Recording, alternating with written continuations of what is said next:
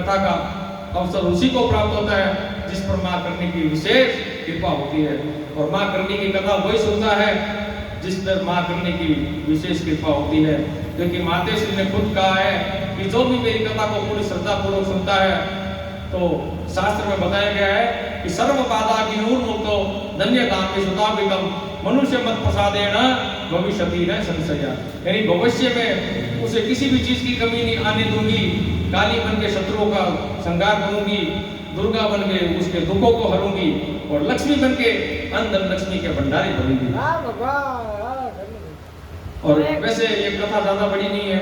अब जिस समय अगर अगले साल कोई मनोकामना मेरी भी पूरी होती है, तो मेरी भी कोशिश यही है कि इस कथा को बाहर गली में या किसी अच्छे मंदिर में या पंचायत में इस कथा को रखा जाएगा, संगीत में कथा की जाएगी।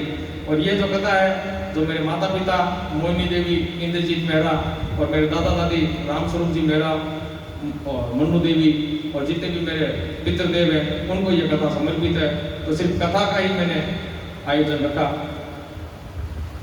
और कल के कथा के प्रसंग में बहुत ही सुंदर प्रसंग है। कल रीडमल जी का राज तिलक होगा, क्योंकि पापी काना के अंत के बाद में रीडमल जी का राज तिलक, फिर मातेश्वरी की मूर्ति की स्थापना देशनोक, और मातेश्वरी ने दशरथ और सारंग को भी अपना बेटा बनाया था। क्योंकि देखो माँ तो माँ ही होती है। बिल्कुल भाई साहब। उसी ने कभी भेदभाव नहीं किया कि तू कहीं जाती है।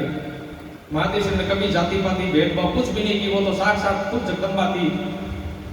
उन्होंने तो दशरथ को भी अपना बेटा बनाया, जो मेघवाल था उसको भी पहले खाना खिलाती थी, वे बाद में खुद खाती थी।